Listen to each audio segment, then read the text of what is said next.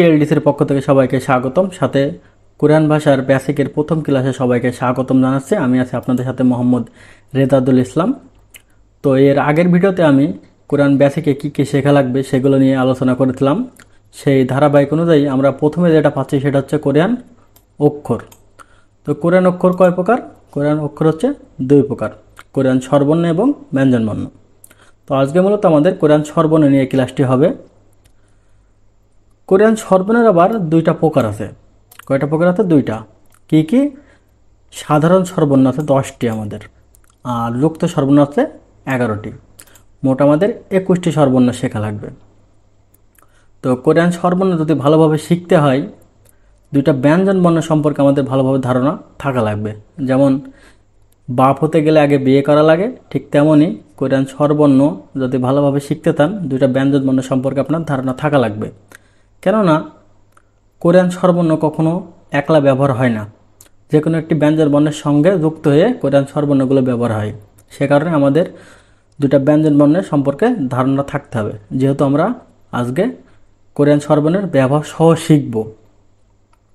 তো এখানে খেয়াল করেন, দুইটা ব্যঞ্জন বর্ণ আমি এখানে লিখে রেখেছি, দুইটা ব্যঞ্জন বর্ণ। প্রথমে যে চিহ্নটি দেখছেন সুন্দর মতো দেখতে, এই চিহ্নটির নাম হচ্ছে ইউং। আর যে বর্গাকার এই চিহ্নটি আপনারা দেখছেন, এই চিহ্নটির নাম হচ্ছে মিউম। তো ইয়ংয়ের কাজটা কি? ইয়ংয়ের কাজ হচ্ছে স্বরবর্ণের পাশে বসে স্বরবর্ণকে সম্পূর্ণ রূপ দেওয়া। আমাদের বাংলায় যে স্বরবর্ণের সম্পূর্ণ অসম্পূর্ণ রূপ রয়েছে, সেই রূপ নিয়ে কাজ করে কি? ইয়ং। আর মিমটি হচ্ছে বাংলায় ম, ডাইরেক্ট ম। তো চলেন আমরা আজকের সাধারণ 10টি সিম্পল স্বরবর্ণ শিখে নিই। এই হচ্ছে কোরিয়ান ভাষার 10টি সিম্পল স্বরবর্ণ। তো একটু খেয়াল করেন, প্রতিটা স্বরবর্ণের সাথেই ইয়ং ইয়ং দেখেন, প্রতিটা স্বরবর্ণেই ইয়ং চিহ্নটি আছে।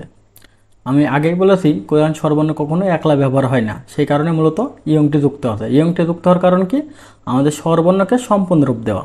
তো সম্পূর্ণ আর অসম্পূর্ণ রূপ যদি আপনারা না বোঝেন, একটু অপেক্ষা করেন, আমি বুঝিয়ে দিচ্ছি। আর কোরিয়ান ভাষা শেখার জন্য প্রথমে আমাদের যে জিনিসটি খেয়াল করতে হবে, সে জিনিসটি হলো, এই যে খেয়াল করেন প্রথম যে চিহ্নটি দেখছেন, এই চিহ্নটি আমাদের কোন দিকে ঘুরে আছে? আমাদের একটি খাড়া দাগ ডান দিকে ঘুরে আছে। এই চিহ্নটির নাম হচ্ছে কোরিয়ান আ। কোরিয়ান আ। এই আ স্বরবর্ণের যদি আমি উদাহরণ দিই সম্পূর্ণ এবং অসম্পূর্ণ রূপ দিয়ে, তাহলে দেখেন ইয়ং যুক্ত আ, তার মানে কি আমাদের একটি সম্পূর্ণ আ, তাই না? এখন অসম্পূর্ণ সম্পূর্ণ কখন ব্যবহার হয়? আমি যদি বাংলায় কোনো শব্দ লিখি, যেমন আমি লিখে রেখেছি এখানে আমি। আমি শব্দটার এখানে দেখেন, খেয়াল করেন, প্রথমে একটি সম্পূর্ণ আ আসছে। আমি যখন বানানটা লিখছি তখন একটি সম্পূর্ণ আসছে। এই সম্পূর্ণ আ যখন আসবে, তখন আমাকে কোরিয়ায় কী করতে হবে? ইয়ং যুক্ত আ ব্যবহার করতে হবে, তবে আমার সম্পূর্ণ আটি হবে। এটা হচ্ছে সম্পূর্ণ আয়ের ব্যবহার। আর খেয়াল করেন, বাংলাতে আমি লিখি মা, মায়ের সাথে দেখেন একটি, মায়ের সাথে না, সরি, ময়ের সাথে দেখেন একটি আকার যুক্ত আছে, অসম্পূর্ণ আকার। এটা হচ্ছে আমাদের অসম্পূর্ণ আকার। তো ময়ের সাথে যখন অসম্পূর্ণ আকার থাকবে, তখন আমাদের কি করতে হবে? অসম্পূর্ণ আ ব্যবহার করতে হবে। তার মানে কি আমাদের ইয়ং বাদে আটি ব্যবহার করতে হবে। আমরা কি শিখলাম একটু আগে? চারকোনা অক্ষরটা হচ্ছে ম, আর ময়ের সাথে আ, তার মানে কি ময় আকারে মা। এই হচ্ছে অসম্পূর্ণ আকারের ব্যবহার। আশা করি বুঝতে পেরেছেন। তারপরে দ্বিতীয় চিহ্নটি খেয়াল করেন, একটি দাগ বাম পাশে ঘুরে আছে, এটি হচ্ছে বাংলায় ওয়া। এটা হচ্ছে বাংলায় ওয়া। তো কোরিয়া আর বাংলা ওয়ের মধ্যে একটু পার্থক্য আছে। কীরকম পার্থক্য একটু দেখাই। ওয়ের ভিতরে কীরকম পার্থক্য একটু দেখেন। আমরা যদি ইংলিশে বি উচ্চারণ করি, বি, আমরা যদি ইংলিশে বি উচ্চারণ করি, তো বির ভেতরে আমাদের একটি ভায়েল লুকিয়ে থাকে, সেটা হচ্ছে ই। আমাদের ই ভায়েলটি লুকিয়ে থাকে, তাই না? উচ্চারণ করেন বি, মাঝে একটি, ভিতরে একটি ই পাচ্ছেন, তাই না? ঠিক তেমনই বাংলাতে যদি আপনি ম উচ্চারণ করেন, ম উচ্চারণ করেন, ভিতরে আমাদের কি লুকিয়ে আছে? ওয়া স্বরবর্ণটি লুকিয়ে আছে। বাংলার ইংলিশে ভায়েলগুলো বা স্বরবর্ণগুলো লুকিয়ে থাকে, আর কোরিয়ার ক্ষেত্রে সেটি ডাইরেক্ট দেখা যায়। তো ইয়ং যুক্ত অটি যখন থাকবে তখন আমাদের কী হবে, সম্পূর্ণ অ ব্যবহার হবে। এখন বাংলাতে তখন আমি ম উচ্চারণ করব, ময়ের ভিতরে কিন্তু আমাদের কী লুকিয়ে আছে, অ লুকিয়ে আছে। আমরা এটা বাংলা দেখতে পাচ্ছি না, কিন্তু কোরিয়াতে আমাদের কী করতে হবে, এটা অটা শো করতে হবে বা অটা আমাদের দেখাতে হবে। তো কোরিয়াতে 4 কোণা চিহ্নটা ছিল ময়ের সাথে আমি অ যখন যোগ করব তখন আমাদের এই বাংলাতে সম্পূর্ণ মটা আসবে। তো কোরিয়ার বাংলার মধ্যে পার্থক্য অয়ের পার্থক্য হচ্ছে কোরিয়াতে দেখা যায় আর বাংলাতে দেখা যায় না। 3 নম্বর অক্ষরটি খেয়াল করেন বা চিহ্নটি খেয়াল করেন, এটির দাগ উপর দিকে ঘুরে আছে, এটি হচ্ছে বাংলায় ও, এটা হচ্ছে সম্পূর্ণ ও। আর ও এর অসম্পূর্ণ রূপ হচ্ছে একার আর ওকার। কেমন করে একটু দেখে আসি। আমরা যখন ইয়ংয়ের সাথে ও ব্যবহার হবে তখন কী হবে, আমাদের সম্পূর্ণ ওটি আসবে। আর যখন কোনো অন্য ব্যঞ্জন বর্ণের সাথে ব্যবহার হবে, যেমন আমি এখানে কী করছি, মিউমের সাথে ও ব্যবহার করেছি, তো মিউমের সাথে যখন অসম্পূর্ণ ও, ইয়ং বাদে অসম্পূর্ণ ও ব্যবহার হবে তখন কী হবে, একার ওকারের ব্যবহার হবে, তাই না? তাহলে ময়ের সাথে যদি একার ওকার দিই তাহলে উচ্চারণ হবে আমাদের কি, মো, উচ্চারণটা হবে আমাদের মো। তারপরে যে ইংলিশে টি এর মতো অক্ষরটি দেখছেন বা সেম দা নিচ মানে ঘুরে আছে, এটা হচ্ছে বাংলায় হস্য। এটা হচ্ছে হস্য সম্পূর্ণ রূপ, আর পাশেরটি হচ্ছে অসম্পূর্ণ রূপ। তো উদাহরণ যদি দেই, তো ইয়ংয়ের সাথে যখন বসবে, এই হস্যটি যখন ইয়ংয়ের সাথে বসবে তখন কী হবে, সম্পূর্ণ রূপে ব্যবহার হবে হস্যটি। আর যখন অন্য কোনো ব্যঞ্জন বর্ণের সাথে বসবে, যেমন মিউমের সাথে বসাইছি, তাহলে অসম্পূর্ণ রূপ কি আমাদের, হস্যকার, তখন কী হবে, ময়ের সাথে হস্যকার ব্যবহার হয়ে উচ্চারণ হবে মহেশ্য মু। তারপর একটু খেয়াল করেন, একটি সমান দাগ, এই সমান দাগটির নামও হচ্ছে হস্য। তো দুইটা হস্য হয়ে যাচ্ছে, তাই না? তো এই হস্যটার উচ্চারণটা একটু ব্যতিক্রম টাইপের, একটু দাঁত চেপে উচ্চারণ হয়। এই হস্যটা একটু দাঁত চেপে উচ্চারণ হয়, দাঁত চেপে উচ্চারণ করতে হয়, হস্য এরকমভাবে উচ্চারণ করতে হয়। তো এটার উদাহরণ ঠিক ওইটার মতোই, যদি ইয়ং সহ ব্যবহার হয় তাহলে সম্পূর্ণ একটু হস্য ব্যবহার হয়, আর যদি অন্য কোনো ব্যঞ্জন বর্ণের সাথে ব্যবহার হয়, যেমন ময়ের সাথে হস্য ব্যবহার হয়েছে, মহেশ্য মু, উচ্চারণ হচ্ছে মহেশ্য মু। তারপর খেয়াল করেন হস্যাই, এটি খাড়া দাগ, এটি খাড়া দাগ হচ্ছে বাংলায় হস্যাই। তো এটা হচ্ছে হস্যাই সম্পূর্ণ রূপ, আর পাশেরটা হচ্ছে হস্যাইয়ের অসম্পূর্ণ রূপ। যখন হস্যাইটি ইয়ংয়ের সাথে ব্যবহার হবে তখন কী হবে, আমাদের একটি সম্পূর্ণ হস্যাই ব্যবহার হবে বা একটি সম্পূর্ণ হস্যাই আসবে। আর যখন অন্য কোনো ব্যঞ্জন বর্ণ বা মিয়মের সাথে ব্যবহার করে থাকেন, মিয়মের সাথে যখন আমরা হস্যাই ব্যবহার করতে তখন কী হচ্ছে, অসম্পূর্ণ রূপে আকার ব্যবহার হচ্ছে। অসম্পূর্ণ হলে কী হবে, মহেশ্বী মি উচ্চারণ হবে।